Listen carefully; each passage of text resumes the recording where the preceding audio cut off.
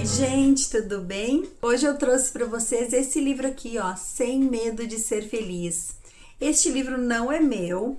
Quem me emprestou foi o seu Moreno, um beijo grande para ele. Ele é voluntário lá no hospital onde eu trabalho e ele passou no meu setor, ele foi buscar alguns livros que eu tinha prometido que eu ia emprestar para ele e ele trouxe esse dentro de uma sacola.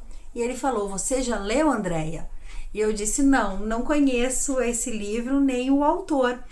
E aí ele falou: olha, então leva para casa e leia. É um livro de 2002, foi escrito pelo José Carlos de Luca, que é um jurista. Ele já escreveu mais de 24 livros, ele já vendeu mais de 1 milhão de exemplares, dá palestras, ele é bem ativo na internet, eu nem sabia, né? Fui dar uma olhada, uma pesquisada. É casado, tem filhos, tem 64 anos, faz um programa ali diário em 3 rádios no Rio de Janeiro. E eu pensei, gente, como assim? Eu nunca ouvi falar desse homem, né? Pelo título já me interessou, acho que a felicidade é alguma coisa que a gente sempre almeja, sempre deseja. E eu falei pro seu Moreno: pode deixar, vou ficar com o livro e prometo que eu vou fazer inclusive aqui, ó, um vídeo falando do livro, se eu gostei ou não e o que é que eu achei das crônicas que ele escreve. Bom, esse livro reúne aqui 25 crônicas, né? E claro que eu não vou ler todas para vocês, mas eu quero conversar sobre algumas, principalmente a primeira, gente. Você é feliz? E é muito interessante porque ele fala assim, ó: o que você precisa para ser feliz? E nas palestras dele as pessoas sempre colocam: eu queria ganhar na loteria, eu queria comprar uma casa, eu queria ter um carrão, eu queria trabalhar pouco e ganhar muito, eu queria dar volta ao mundo. E as pessoas vão colocando 1001 ideias de sonhos, né, de desejos que tem e que elas entendem que isso é ser feliz. E aí ele vai falar: gente, qual é a probabilidade, a chance disso acontecer na sua vida? E em que momento você acha que isso vai acontecer, que você vai alcançar esse sonho, esse objetivo? Você vai esperar até lá para ser feliz? A gente tem que ser feliz a partir das pequenas coisas do nosso dia a dia. A gente não precisa de um grande acontecimento para ser feliz e depositar toda a nossa expectativa de felicidade lá. E aí ele começa a dialogar com o leitor, conversar sobre essas coisas. Ele escreve assim: podemos alcançar a felicidade hoje, agora, a despeito dos problemas que estamos enfrentando. Basta olhar a vida com outros olhos, mudando as lentes pelas quais enxergamos os fatos. A vida nos apresenta oportunidades de crescimento, notadamente nos setores onde mais necessitamos. Por detrás dos problemas existem lições, desafios, tarefas. E grande ventura tomará conta de nós quando vencermos os obstáculos que a vida nos apresenta. Ele dá um exemplo assim, ó. O que é uma pessoa mal-humorada, uma pessoa triste? Pode ser uma pessoa irritada, uma pessoa que se explode por qualquer coisa, uma pessoa carrancuda, que tem uma energia negativa. Tudo isso são características de uma pessoa infeliz. Uma pessoa às vezes depressiva, desolada, amargurada, que reclama o tempo todo. E aí você se pergunta: quem quer conviver com uma pessoa assim? Porque o seu mau humor, o seu temperamento, o seu jeito de ser acaba contaminando os que estão à sua volta. E a gente quer pessoas de bem com a vida, né? E ele fala que a felicidade, ela vem de dentro. A gente não pode colocar a felicidade num bem material. Ele até comenta aqui que às vezes as pessoas acham que ser feliz é ter as coisas. Só que isso não é pré-requisito de felicidade. Tem pessoas que têm tudo o que a gente queria, o que a gente almeja, e nem por isso são felizes.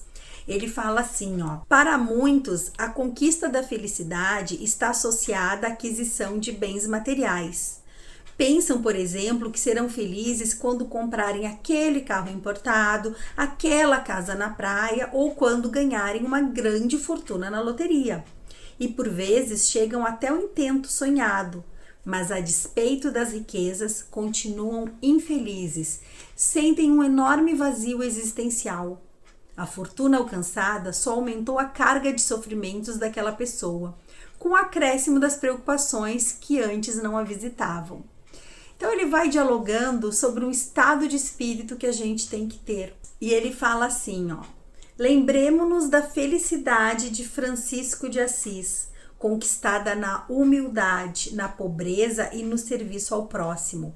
O santo da humildade era moço rico, mas vivia amargurado na riqueza que possuía. Só encontrou a paz depois que renunciou à vida fácil e se entregou à riqueza de espírito. Não nos esqueçamos de que Paulo de Tarso, na condição do poderoso Saulo, era infeliz, mas voltou a viver após o célebre encontro com Jesus na estrada de Damasco. E aí ele vai citando outras pessoas, né? Madre Teresa, Irmã Dulce, que apesar de todos os padecimentos que sofreram, conseguiram encontrar a felicidade, na felicidade que podiam proporcionar ao próximo. E assim ele vai dando outros exemplos de pessoas que, ao ajudar o outro, que ao se doar, que ao viver para o bem, conseguiram alcançar a felicidade que antes era vista somente através dos bens materiais. Então são reflexões que o autor nos coloca aqui e ele vai perguntando e vai nos cutucando. Ele termina esse capítulo dizendo: e aí, você concorda comigo ou não? A crônica 5, ela vai fazer uma pergunta: você é amável?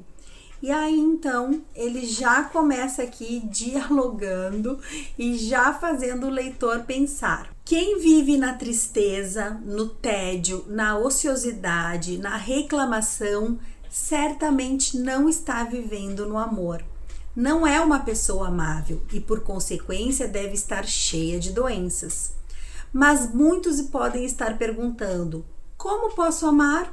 E a resposta é a mais simples possível: amando. Sim, o amor não vai surgir em nossas vidas por decreto divino. Não devemos ficar aguardando um dia em que, por encanto, o amor vai surgir em nossas vidas. O amor já está em nós, porque Deus é amor e porque nós somos a melhor obra do Criador.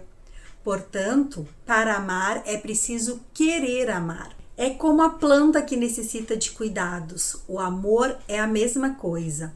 Todos os dias precisamos regar a planta da vida com os nossos melhores desejos de entender o propósito que ela tem para cada um de nós. Se não regarmos, a planta morrerá.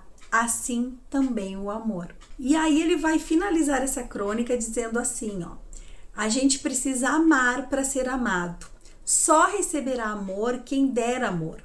Em regra, a humanidade está na contramão, pois todos esperam o amor, mas poucos amam.